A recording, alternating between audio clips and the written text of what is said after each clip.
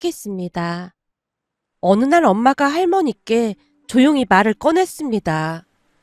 어머님, 이번 주 주말에 동서가 잠깐 들른다고 하네요. 둘째가 왜?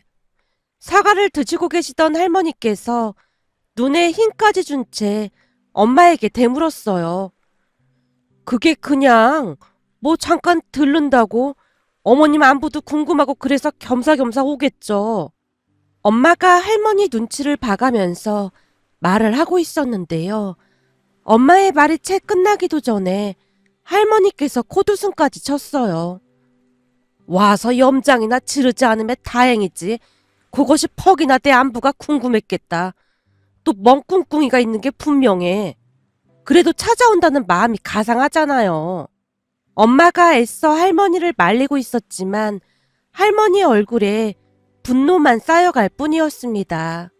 사실 작은아빠와 작은엄마는 젊어서 사업을 한다고 집안에 있던 돈을 몽땅 가져다가 썼다는데요. 몇 년 가지도 않고 사업이 쫄딱 망하는 바람에 쫓기듯 할머니가 살던 집으로 내려왔다고 합니다. 집도 절도 없었으니 별다른 방법이 없었다고 하네요. 그 뒤 할머니 집에 얹혀 살면서 같이 농사를 지었다는데요. 작은엄마 성격이 조금 별나다 보니 허구한 날 할머니와 다툼이 있었다고 합니다. 그런 반면에 우리 부모님은 같은 지방이긴 했지만 도시에 나와 살고 있었어요. 그때 당시 대학을 졸업한 아빠가 은행에 다니고 있었거든요. 아빠뿐만 아니라 엄마도 성실한 분으로 우리 가족은 나름 풍족하게 살았습니다. 아빠가 벌어온 돈을 엄마가 성실하게 불려나갔으니까요. 그에 비해 작은아빠는 사업이 망한 채 할머니 집에 얹혀 살았으니 작은엄마의 불만이 이만저만이 아니었습니다. 특히나 작은엄마는 아빠와 작은아빠를 수시로 비교하며 사기 결혼을 당했다며 울고불고 난리를 친 게 한두 번이 아니었으니까요. 지금도 기억이 나는 것이 명절날만 되면 작은엄마가 술에 취해서 작은아빠 말다툼을 하곤 했는데요. 그렇게 말다툼을 하다가는 어느새 화살이 할머니께로 가곤 했습니다. 어머님이 아주버님이랑 이 사람을 차별해서 키워서 우리만 이렇게 사는 겁니다. 난 완전 사기 결혼 당한 거예요. 내가 차별을 하긴 무슨 차별을 했다고 난리야. 난 똑같이 가르쳤다. 근데 허구한 날 공부 안 하고 내뺀 네 남편을 탓해야지. 왜 내 탓을 하고 난리야. 그리고 사기 결혼은 무슨 사기 결혼이야. 결혼도 하기 전에 배불러서 찾아와서 집안을 쑥대밭으로 만들어 놓은 게 누군데. 그것뿐만인 줄 알아? 사업한다고 돈 달라고 하도 난리를 쳐서는 밭까지 팔아서 줬더니만 니들이 쫄딱 말아먹고 지금 여기 얹혀 살고 있는 거 아니야. 처음에는 몇 년만 살다 나간다고 하더니 왜 계속 붙어 있어. 나도 니들 꼴 보기 싫으니까 얼른 나가. 미안하다고 싹싹 빌어도 모자랄 판국에 어디서 술주정을 부리고 있어. 할머니가 손에 들고 있던 국자를 높이 치켜들며 금방이라도 작은엄마에게 달려들 기세였기에 엄마가 급히 작은엄마를 데리고 밖으로 나갔습니다. 그렇게 우리 집안은 작은엄마 작은아빠로 인해 조용할 날이 없었어요. 그러던 중 할머니 건강이 안 좋아지시면서 우리 집으로 모시고 왔는데 아무래도 우리 집에서 병원이 가깝다 보니 부모님이 모시고 살게 되었습니다. 할머니도 작은엄마로 인해 워낙 학을 뗐기에 집으로 돌아가고 싶어 하지도 않았거든요. 그런 작은엄마의 특이한 성격 중 하나가 자랑을 하는 것이었는데요. 그게 크던 작던 뭔가 자랑거리가 생기면 무조건 자랑하기 바빴습니다. 그 자랑을 하기 위해 굳이 우리 집까지 찾아와서 뻥튀기까지 하면서 자랑을 했으니까요. 물론 할머니는 그런 작은엄마를 워낙 못마땅해 했는데요. 어느 날은 작은엄마에게 소금까지 뿌리며 내쫓은 적도 있었습니다. 너 한 번만 더 찾아오기만 해봐.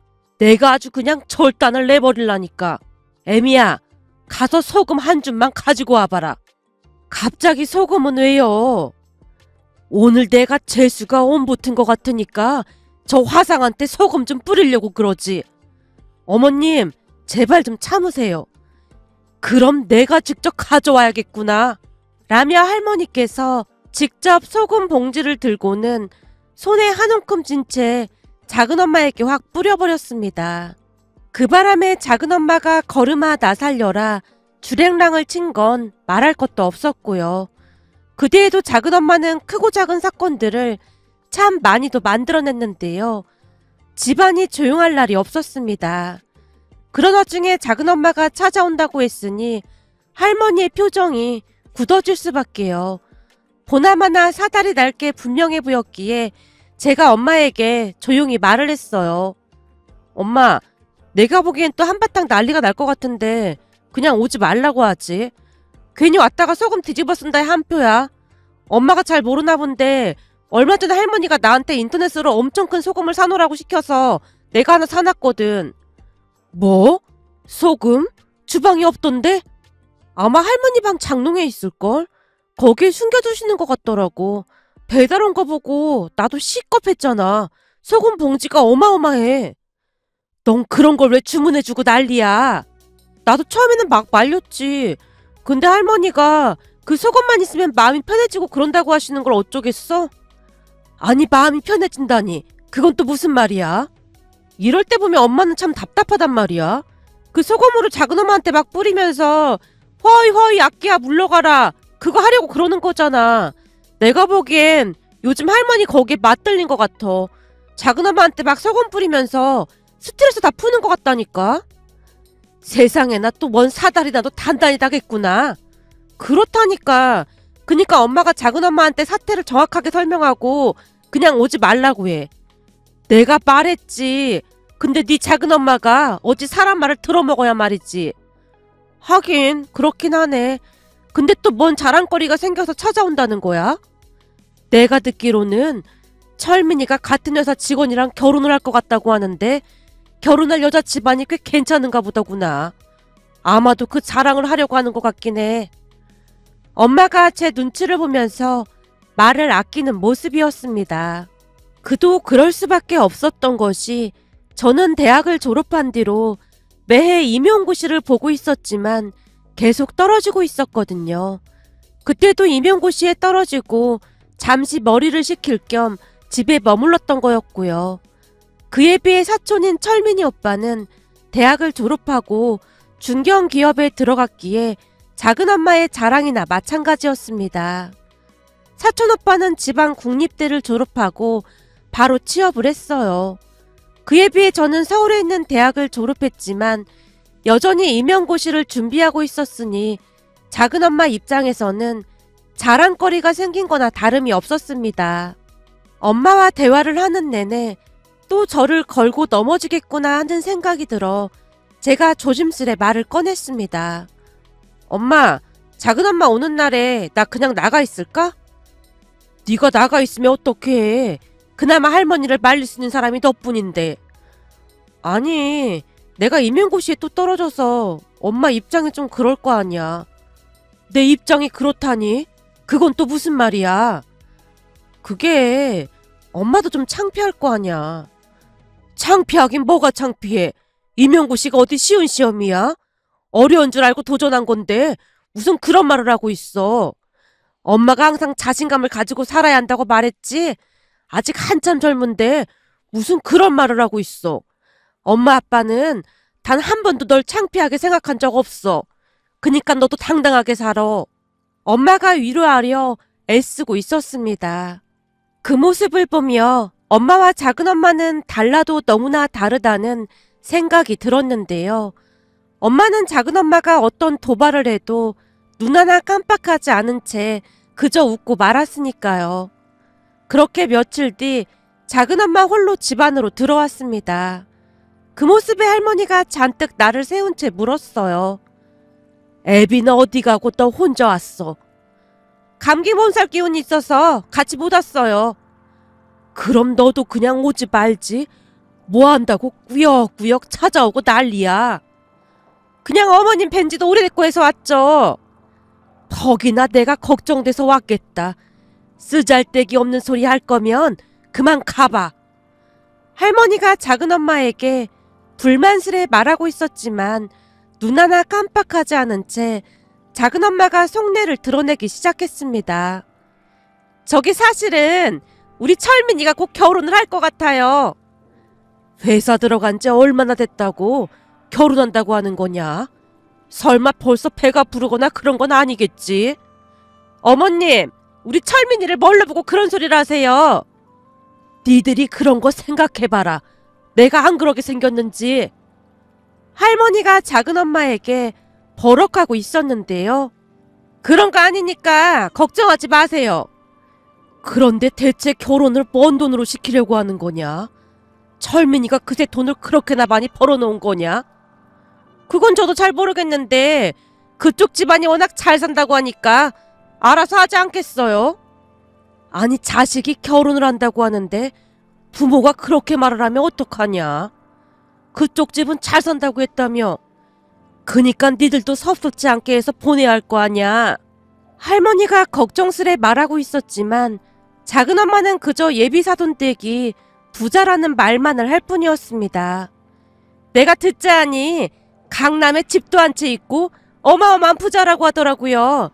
우리 철민이 덕분에 우리도 팔자가 피게 생겼다니까요. 이래서 자식을 잘 둬야 하는 겁니다. 자식 농사 잘 지으니까 우리 앞길이 탄탄대로잖아요. 철민이가 장가를 잘 가는 거랑 니들 앞길이 탄탄한 거랑 뭔 상관이 있다고 그런 말을 하고 있어.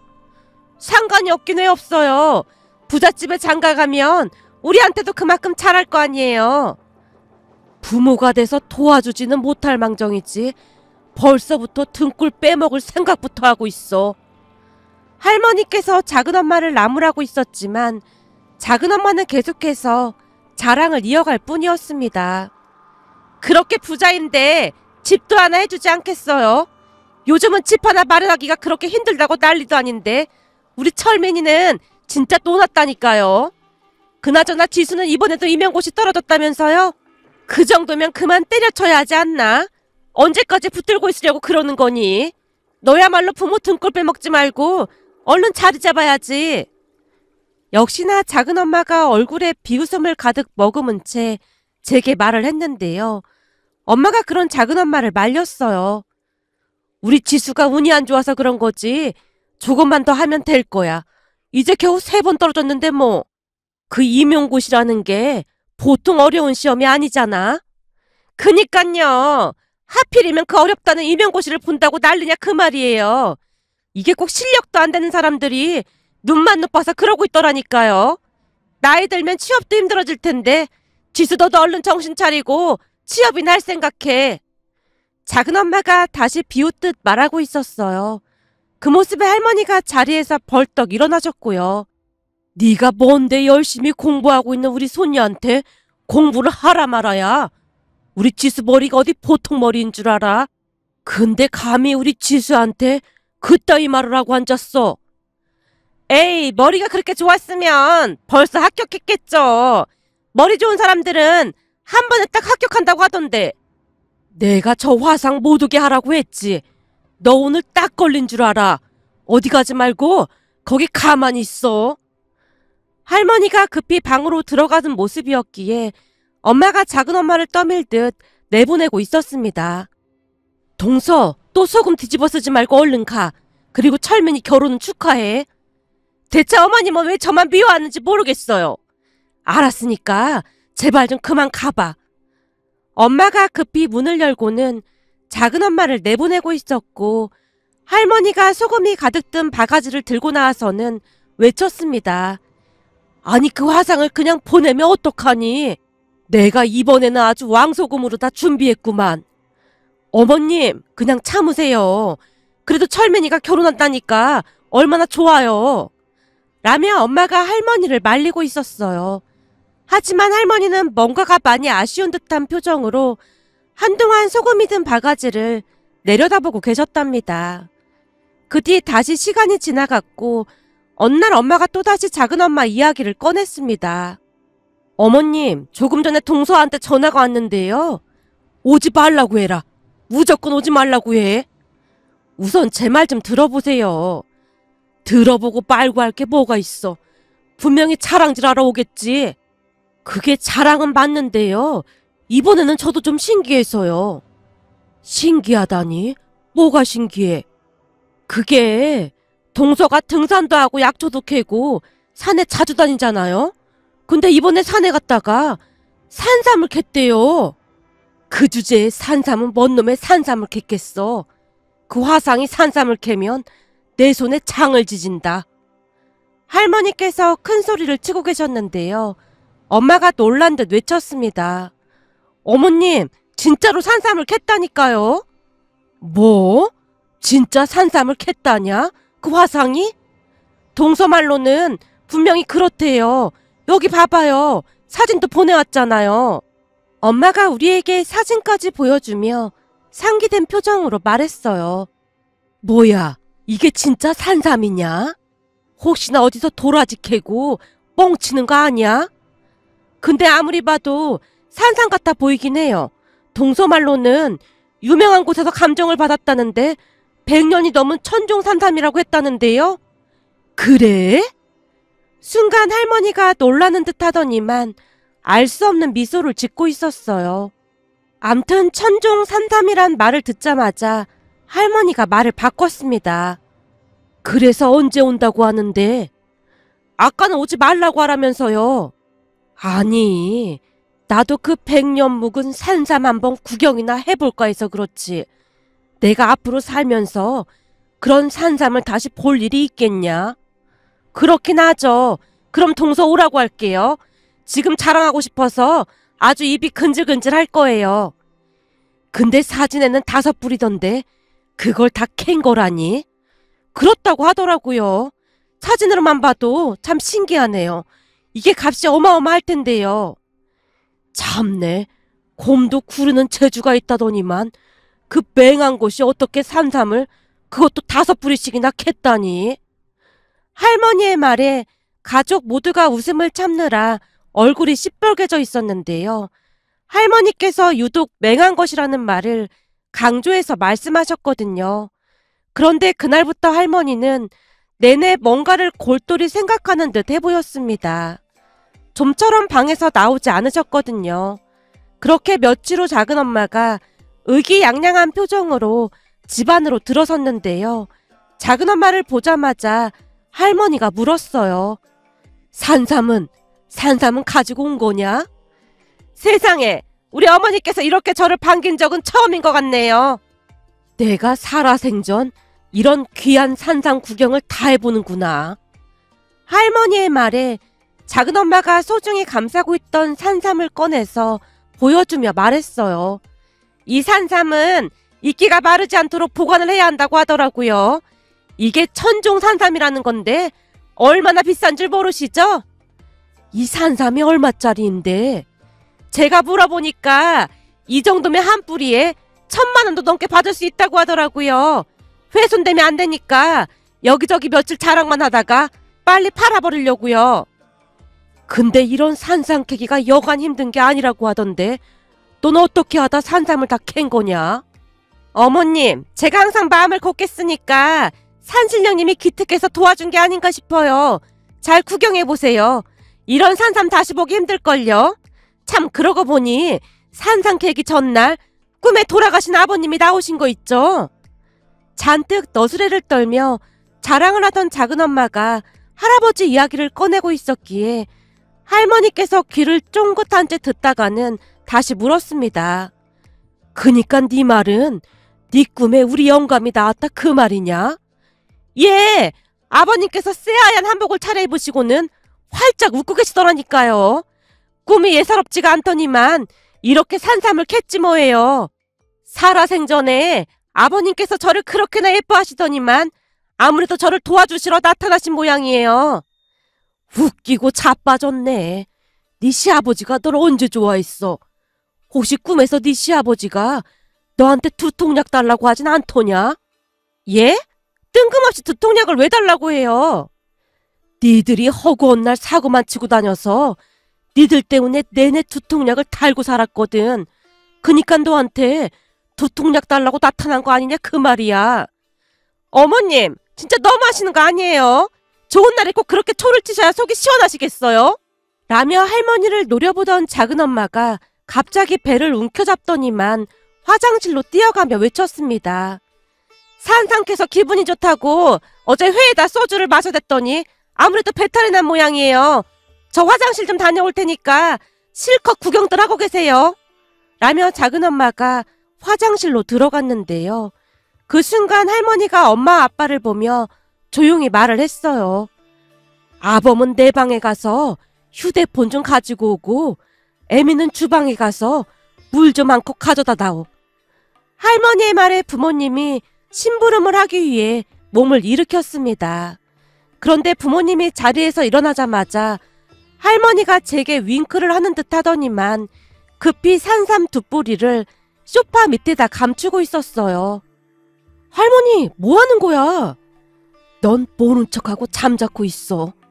그동안 저것들이 내 밭을 날려먹은 게 얼만데 나도 가만히 있을 순 없지. 할머니가 또 한 뿌리를 들더니 냉큼 입안으로 밀어넣고 있었습니다. 심부름을 다녀오던 엄마와 아빠가 그 모습을 보게 되었고 너무나 놀란 나머지 엄마가 소리쳤어요. 어머님, 지금 뭐 하시는 거예요? 엄마의 목소리가 얼마나 컸던지 작은엄마가 놀라서 뛰쳐나왔고 할머니께서 야무지게 산삼을 씻고 계시던 모습을 보고는 뒤로 넘어가고 말았습니다. 어머님, 지금 뭐 하시는 거예요? 설마 산삼을 드신 거예요? 아니죠? 지금 씻고 계신 거 산삼 아닌 거죠? 아니긴 왜 아니야. 이게 진짜 100년 묵은 산삼이 맞긴 한 것 같구나. 입에 그냥 쫙쫙 달라붙네 그려. 여전히 산삼을 씹으며 할머니가 대답을 하고 있었습니다. 그 모습에 작은엄마가 기겁을 한 채 소리쳤어요. 어머님, 혹시 노막 나셨어요? 아니 이게 얼마짜리인데 그렇게 드시면 어떡해요? 뭐야, 그새 세 뿌리나 드신 거예요? 아니, 나는 먹을 생각이 없었는데 순간 이 산삼이 우리 영감 얼굴로 바뀌더니만 나한테 막 손짓을 하지 뭐냐. 난 진짜 먹을 생각이 없었어. 근데 이 산삼이 요렇게럼 나한테 계속해서 잡숴봐 잡숴봐 이러잖니. 그래서 뭐에 홀린 것 마냥 먹었지 뭐냐. 그리고 그동안 니들이 해먹은 돈이 얼만데 이까지 산삼 몇 뿌리 먹었다고 그 난리를 치고 있어. 그렇게 억울하면 고소를 하던가. 근데 네가 고소하면 지방골 그냥 개판 되는 거지 뭐. 그니까 네가 알아서 해. 할머니의 말에 작은엄마가 뒤로 넘어간 채 등을 방바닥에 대고 다리까지 마구마구 내저으며 울부짖고 있었습니다. 엄마 아빠가 작은엄마를 달랬지만 넋이 반쯤 나간 작은엄마는 제정신이 아닌 듯 해 보였어요. 결국 작은아빠가 와서 작은엄마를 데리고 갔는데요. 두 분이 떠나는 모습을 베란다에 서서 가만히 지켜보고 있던 할머니가 소파 밑에 숨겨놨던 산삼 두 뿌리를 조용히 꺼냈어요. 그 모습에 엄마가 놀란 채 외쳤고요. 어머님, 이게 뭐예요? 뭐긴 뭐야. 그 유명한 천종 산삼이지. 니들 둘이 얼른 하나씩 먹어라. 그럼 혹시 한 뿌리만 드신 거예요? 그래. 이게 효험이 얼마나 좋은지 먹은 지 얼마 되지도 않았는데 힘이 막 솟는 것 같아. 그니까 니들도 얼른 먹어. 어머님, 동서한테 전화할게요. 이걸 우리가 어떻게 먹어요? 못 먹긴 왜 못 먹어. 그때 사업한다고 니들 돈까지 가져다가 몇 천씩 말아먹고 지금까지 나몰라라 하고 있는데 이렇게라도 보상을 받아야 할 거 아니야. 내가 보니 네 시아버지가 둘째 꿈에 그냥 나타난 게 아니야. 우리 몸보신 시켜주려고 나타난 거야. 그니까 얼른 먹어라. 빌려간 돈을 갚을 생각도 안 하고 저렇게 뻔뻔하게 사는 인간들도 있는데 니들이 왜 그렇게 살아? 얼른 한 뿌리씩 먹어라. 결국 부모님이 사이좋게 산삼을 나눠 먹었습니다. 그 뒤 우리는 작은엄마의 얼굴을 볼 수가 없었답니다. 아무래도 큰 충격을 받은 모양인지 두 번 다시 찾아오지 않았거든요. 거기다 더욱 기가 막힌 소식이 전해져 왔는데요. 작은엄마가 걱정이 된 엄마가 사촌오빠에게 전화를 했더니 심각한 목소리로 파혼을 했다고 하더랍니다. 사촌오빠와 통화를 하고 난 뒤 엄마가 조심스레 입을 뗐어요. 철민이가 파혼을 했다네요. 뭐? 왜 파혼을 해? 그게 첫 인사 간 날 동서가 예비 며느리한테 친정이 부자니까 매달 용돈을 100만 원씩 보내라고 했던 모양이에요. 그것뿐만 아니라 시부모가 차도 없으니까 차도 안 돼 해오라고 하고 혼수도 어마어마하게 해오라고 했고요. 그래서 예비 며느리가 동서한테 그럼 신랑 쪽에서는 뭘 해줄 거냐고 물었던 모양인데 동서가 예비 며느리한테 버르장머리 없다고 시집 오면 각오하라는 말까지 한 모양이에요. 그 길로 인사 갈 때 가지고 간 선물까지 챙겨서 도망가듯 가버렸다고 하더라고요. 그것 때문에 철민이가 연 끊고 산다고 지금 난리가 났더라고요. 자업자득인 게야 심보를 그리 먹으니 될 일도 안 되지. 할머니가 고개를 절레절레 흔들다가는 한심하다는 듯이 말을 했습니다. 그렇게 우리는 작은엄마 가족들과 연을 끊고 살고 있답니다. 그런데 그 산삼이 정말 좋긴 했던 모양으로 그 해부터 지금까지 감기는 물론 잔병치레 하나 없이 할머니와 부모님은 건강히 잘 지내고 계신답니다. 특히나 할머니께서는 그 어느 때보다 건강하신데요. 어느 날은 엄마가 조용히 말을 하기도 했어요. 동서한테 미안하긴 한데 어찌됐건 동서가 큰 효도를 한 건 맞는 것 같아. 그 산삼 드신 뒤로 어머님 건강이 아주 좋아지셨잖아. 그날 할머니가 산삼을 입에 넣고 우구적 씹고 계시는데 기절하는 줄 알았잖아. 근데 나도 작은엄마한테 좀 고맙긴 해. 네가 뭐가 고마워? 그렇잖아.